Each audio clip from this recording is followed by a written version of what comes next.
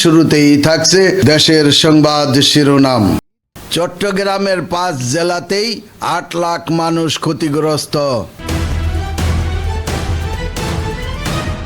এবার দেখবেন বিস্তারিত। ভারী বর্ষণ, পাহাড়ি ঢল ও বন্যায় দেশ জুড়ে মানুষ চরম দুর্ভোগে পড়েছেন। চট্টগ্রামের 5 জেলায় 8 লাখ মানুষ ক্ষতিগ্রস্ত হয়েছেন। তলিয়ে গেছে 1.5 লাখ হেক্টর জমির ফসল, নষ্ট হয়েছে 281 কিমি সড়ক। রোববারও ভারী বৃষ্টিপাতে নগরীর নিচু এলাকা ফের জলাবদ্ধতা সৃষ্টি হয়েছে। আজও দেশের 6 বিভাগে অতি ভারী বৃষ্টিপাতের সম্ভাবনার কথা জানিয়েছেন আবহাওয়া অধিদপ্তর। বিশুদ্ধ পানি ও শুকনো খাবারের সংকট দেখা দিয়েছে চট্টগ্রামের বাঁশখালীতে। 5 দিন বন্ধ থাকার পর চট্টগ্রাম কক্সবাজার রুটে ট্রেন চলাচল শুরু হয়েছে। বান্দরবানে বন্য পাহাড় ধসে বিপর্যস্ত হয়ে পড়েছে জনজীবন। স্বাভাবিক হয়নি সড়ক যোগাযোগ। রাঙ্গামাটিতে দুর্গত এলাকা আশ্রয় কেন্দ্র পরিদর্শন করেছেন বিদ্যুৎ প্রতিমন্ত্রী। বন্যার পানিতে ডুবে কক্সবাজারের চকরিয়ায় 2 শিশু, 1 কিশোর। রামুর কচ্ছপিয়ায় বৃদ্ধ এবং পেকুয়ায় 1 শিশু মারা গেছেন। ভোলার মনপুরায় রাস্তাঘাট ও ঘরবাড়ির ব্যাপক ক্ষতি হয়েছে।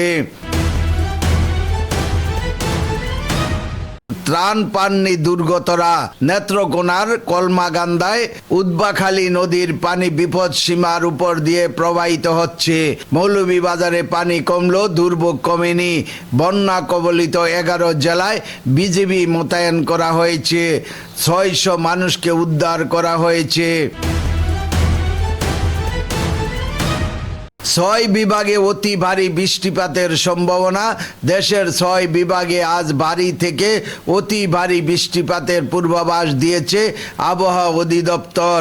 রোববার দুপুরে আবহাওয়াবিদ হাফিজুর রহমানের সই করায় এক সতর্ক বার্তায় বলা হয়েছে, আগামী 24 ঘন্টায় রংপুর, রাজশাহী, ময়মনসিংহ, ঢাকা, খুলনা, বরিশাল, চট্টগ্রাম ও সিলেট বিভাগের অধিকাংশ জায়গায় অস্থায়ীভাবে দমকা হওয়া সহ হালকা থেকে মাঝারি ধরনের ভারী বৃষ্টি বা বজ্র সহ বৃষ্টি হতে পারে।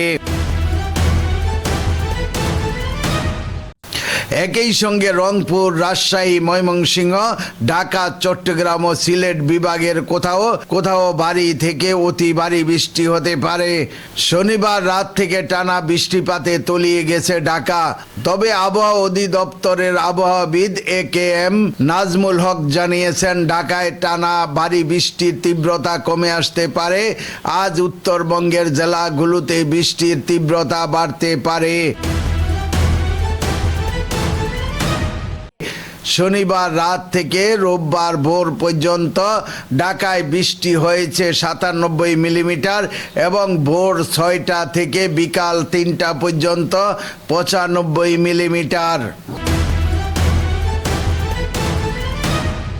অধিদপ্তর জানায়, বঙ্গোপসাগরে সৃষ্ট লঘুচাপের কারণে এই বৃষ্টি হলেও সক্রিয় মৌসুমী বায়ুর প্রভাবে টানা ভারী বর্ষণ চলছে।